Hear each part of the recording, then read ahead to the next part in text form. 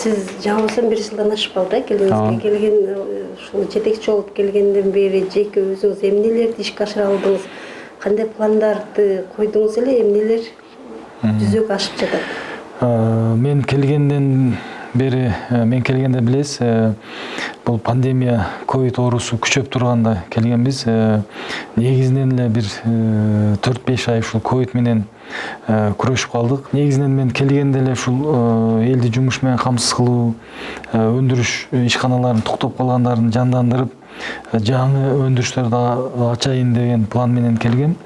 Былтыр эми жыл бою эле ушуну менен иштеп, мына быйыл уже ошонун жыйынтыктары быйыл уже башталды. Абсаттар мырза, Жалал Абад облусунун былтыркы жыл ичиндеги жыл жыйынтыгына токтоло кетсек, облус жыл жыйынтыгын кандай жыйынтыктады? 2021 биздин Жалал Абад областы боюнча жакшы жылдардан болду. Биз ошо коюлган пландардын баардыгын толугу менен аткардык. Ошол эле инвестиция боюнча, өндүрүш боюнча, экономика боюнча, туризм боюнча баардык бизге коюлган тапшырмаларды тийиштүү деңгээлде аткарып, жылды жакшы жыйынтыктадык десем мен жаңылышпайм. Өкмөткө, президенттик аппаратка дейбизде, негизинен арыздаттануулар көп түшкөнү, Жалал Абад облусунан көп түшкөнү айтылганда, башка облустарга салыштырмалуу. Жылына болжолду сиздер канча жаранды кабыл аласыздар? Анан жалпы ошо жогорку тарапка болжолду канча арыздаттануулар түшкөн? Негизинен биз ал президенттин кабылдамасына түшкөн арыздаттануулардын баарын биз талдап чыктык. Анын негизинен 90% бизге кайрылбастан эле түз эле президентке кайрылган. Андан биз тактадык, себеби 10% гана бизге кайрылып, эми биз дегенде кээ бир райондорго кайрылып, анан ал жерден мындай тийиштүү өзүнүн баягы кайрылуусуна канаатанбай калып анан жазган, бул 10% экен. Калган 90% түз эле президентке жаза берген. Бизге кайрылган эмес. Бизге ушул өзүнүн көйгөйүн айткан эмес. Ушул президенттин администрациясынан эле чечем деген ой менен булар түз эле ошол жазган. Бирок президенттин кабылдамасынан бизге кайра жиберген, ушуну карап Жалал Абад областынын тургуну экен, тийиштүү деңгээлде маселесин чечкиле деген. Анын баарын талдап чыгып, биз азыр ошонун үстүндө иштеп атабыз. Мен өзүм дагы тапшырмаларды берип атам. Ар бир кайрылууну мындай дыкат текшергиле, карагыла, арыздануучуну чакыргыла, сүйлөшкүлө, эмне максат менен, анан максималдуу чечкенге аракет кылгыла. Жергиликтүү бийлик эмес, президентке кайрылып атканда алар үчүн кайсы маселелер орчундо болуп турат? Негизинен көп суроолор бул сот тармагына, анан укук коргоо органдарына экен. Прокуратура, милиция ушул акыйкатты карабастан же туура эмес мамиле кылып, негизинен ушулар экен. Биз баарын карап чыктык. Эми азыр сотторго деле биз айтып атабыз, эми элди мындай акыйкат чечим чыгаргыла, мыйзам чегинде иш алып баргыла, мыйзамсыз ушундай элди кыйнабагыла деген немени биз мындай өзүбүздүн пикирибизди айтып атабыз буларга. Анан негизинен инвесторлор менен дагы жолугушуп жатасыздар. Жыл башынан бери же былтыркы жыл канча инвестор менен жолуктуңуздар? Негизи инвестиция тартуу боюнча кандай аракеттер болду? Инвестиция тартуу боюнча биз негизинен бүгүнкү күндө өзүңүз билесиз, 2021 жылы 11-12 мартта президенттин Ташкентке болгон иш сапарында биз Өзбекстан Республикасынын Наманган областы менен биз кызматташуу боюнча жол картасын түзүп, ошол боюнча ишти алып баргыла деген тапшырма коюлган. Биз ошол жол картанын негизинде 2 жолу бизнес форум өткөрдүк Өзбекстан мамлекетинин Наманган областы менен. Ал биринчи бизнес форум бул Өзбекстан Республикасынын Наманган областында өттү. Анда дагы 11 9 келишимге биз кол койдук андан. Андан кийин июнь айында Жалал Абад областында бизде алардын ошол 60тан ашуун ишкерлери менен ошол губернатор чогуу келген делегация келип, биз бул жерде бизнес форум өткөрүп, бул жерден 11 келишим түзүлүп, жалпысы 20дан ашуун ишкерлер келишим түзүп, азыр ошонун үстүндө иштеп атышат. Жалпы суммасы 20 миллион долларлык келишим. Эми булардын андан сырткары биз ушул Наманган областынын эң чоң текстилдик фабрикасы бар экен. Анан ошону менен биз биргелешкен ишкана ачуу боюнча сүйлөшкөнбүз. Ошонун негизинде биз азыр 16 гектар жер ажыратып бердик Нокен районунан. Эми бүгүнкү күндө Өзбекстан мамлекети 18 миллион доллар Кыргыз Өзбек өнүктүрүү фондунан алар өздөрү макул болуп биздин сунуш бергенде алар бөлүп бере тургандыгын билдирди бизге. Азыр бизден министрлер кабинетинин төрагасы Акылбек Усенбекович менен Өзбекстан Республикасынын премьер-министри ошол меморандумга кол койсо, мына жакын күндөр ал 18 миллион долларды оборудованияга которуп, күзгө чейин ошо кластер деп коет экен, пахтаны тергенден баштап аягына чейин иштетет экен. Безотходный деп коет го. Ошону аягына чейин иштете турган чоң завод курула турган болуп атат. Алар пахтаны терип алып келип, волокна кылып,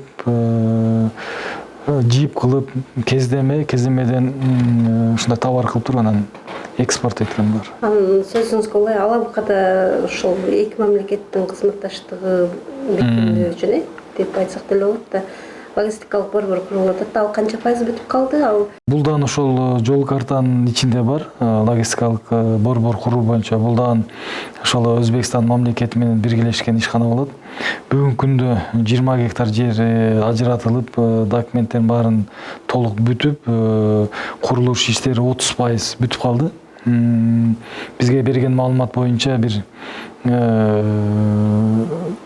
миллион сомдун тегерегинде уже иш аткарышты.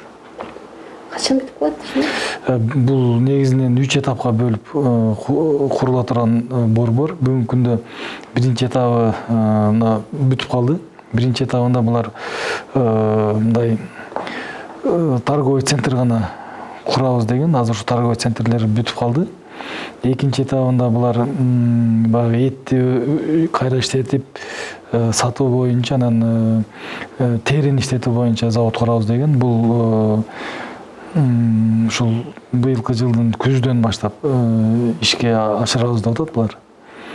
Анан эң негизгиси анын ишке кирип кетүүнүн булар күтүп атканы ошол Баймак постун ачып берүү боюнча. Азыр эми сүйлөшүүлөр жүрүп атат, биз да сунуштарды бергенбиз министрлер кабинетинин төрагасына. Азыр эми жумушчу топ иштеп атат, жакын арада бул ачылып калышы мүмкүн. Мына бул Сузак районунун Ырыс айыл өкмөтүнө карайт. 13 гектар бүгүнкү күндө ошол айыл чарба багытынан өнөр жай багытына котордук. Бүгүнкү күндө мына сүт заводду биз курдуруп атабыз. Алабукада бүттү. Азыр эми ачылышына күтүп атабыз. Бул күнүнө 100 тонна иштете турган сүт завод, чоң. Бул Аксы, Алабука, Чаткал 3 райондун сүтүн чогултат. Азыр эми биз ушундай немеге өтүп атабыз.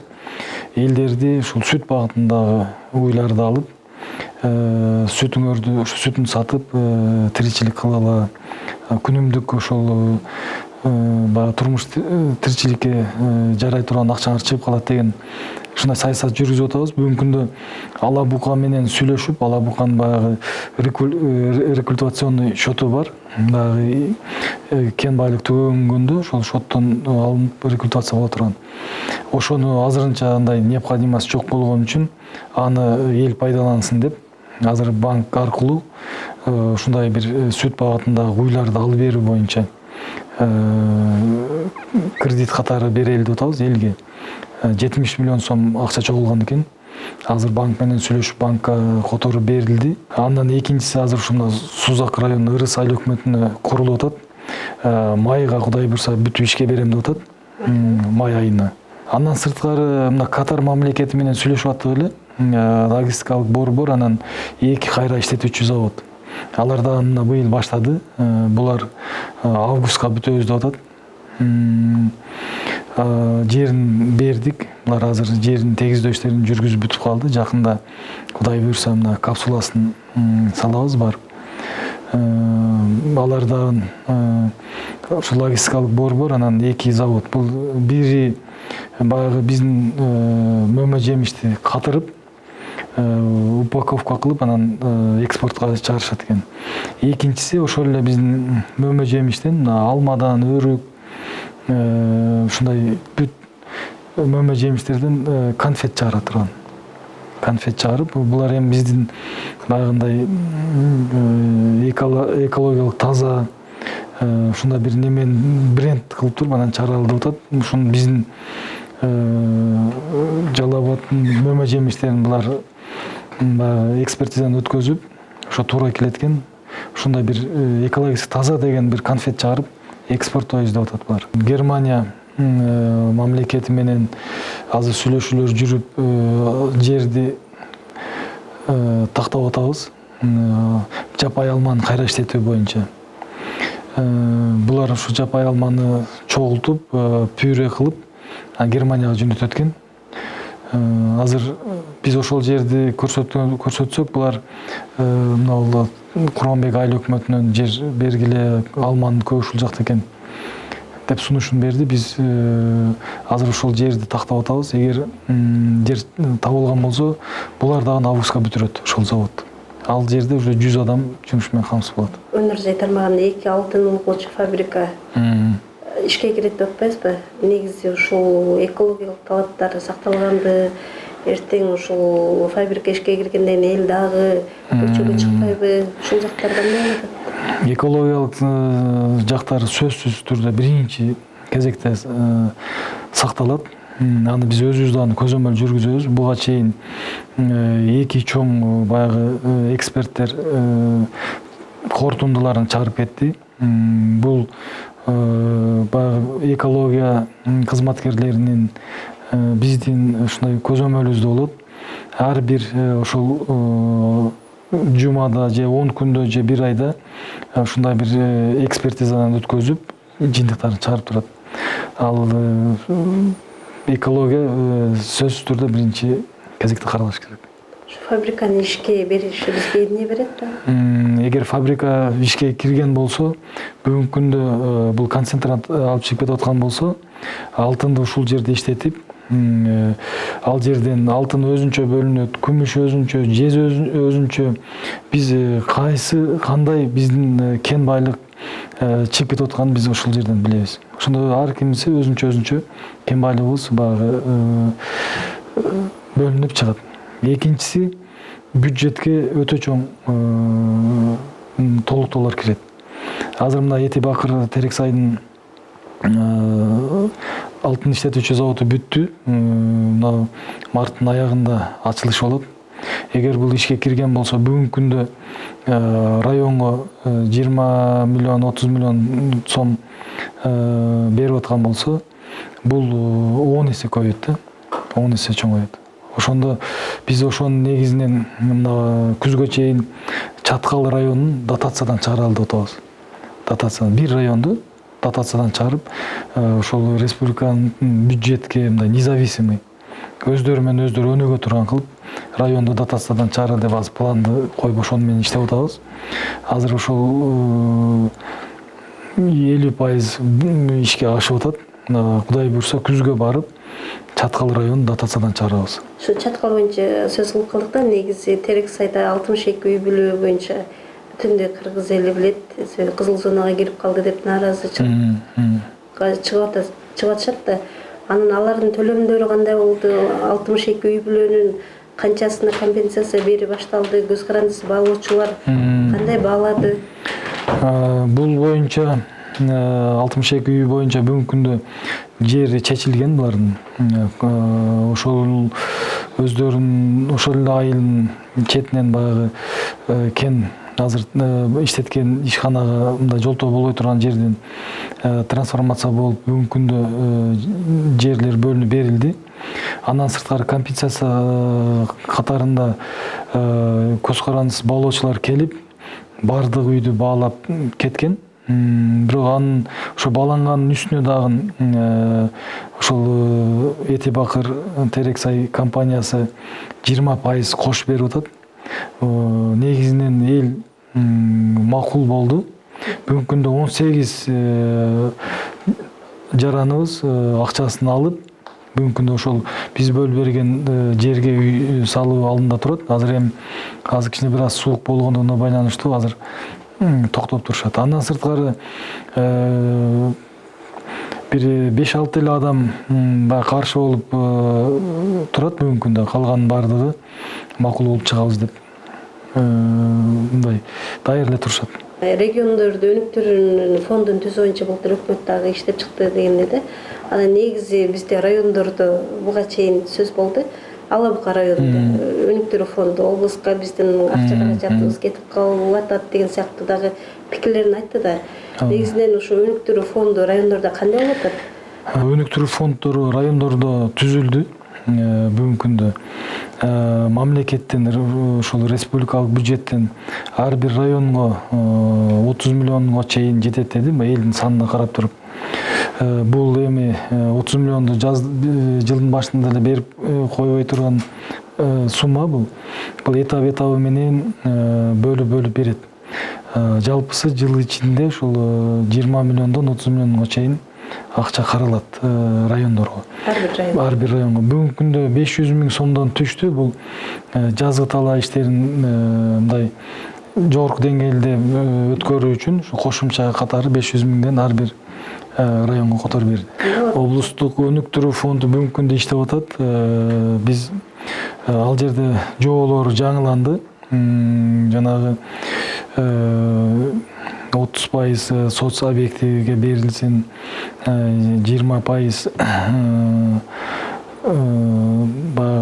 айыл чарбасына, анан 50% бул экономикалык проектлерди каржылагыла деп.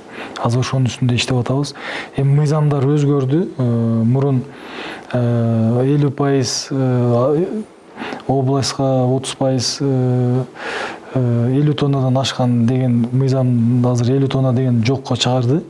Бүгүнкү күндө канча компания иштеп аткан болсо, ошонун 50% областка келип түшө турган болду. Базар коргондо Осмонов мектебинин окуучулары жергиликтүү тургундун үйүндө окуйт да. Сиздерге да келип сиздер менен да жолугушкан дегендей эл жалпы келип маселе койгон. Ушул мектептин курулушу быйыл кандай жанданабы? Кандай аракет кылат? Сузакта 88-жылы курулган Фуркат мектеби бар. Плюс 30-35 жылдан өтүп баратат да. Ал бир бүтөрүү аракети болобу? 30 жылдап, 20 жылдап курулуш токтоп турган объект. Базар коргондогу Осмонов мектеби боюнча мен өзүм да барып көргөм. Көрүп анан өкмөткө чейин маселени көтөрүп өкмөткө барып бул өзү маселени чечкенбиз. Анан кайра эл биздин немеге макул болбостон мен ал жерде 150 бала окуйт экен. Мен ушу 150 балага ылайык мектепти курдуруп, күзгө чейин сиздерди киргизебиз деп акчаны да бөлдүргөнбүз. Эл болбостон жок, биз ушул боюнча калып кетебиз. Бизге типовой чоң 2 этаж спорт залы менен мектеп курасыңар, биз буну курдурбайбыз деп токтотуп коюшту. Анан айла жок, биз Госстрой аркылуу титулга киргизип, бюджетке киргизип, анан былтыр 10 миллион сом акча бөлүнүп, курулуш иштери котлован казып, подушкалары куюлду. Эми азыр быйыл акча бөлдүрөбүз ага. Бирок элдерге мен айткам, эгер мындай болсо бир 5 жыл күтөсүңөр. 5 жылсыз бул бүтпөйт. Өздөрү макул болуп, биз эч кимге маселе жаратпайбыз. бизге ушул чоң мектеп бүтүп калса болду деп эл өзү тополоң кылып ошондой немеге барды.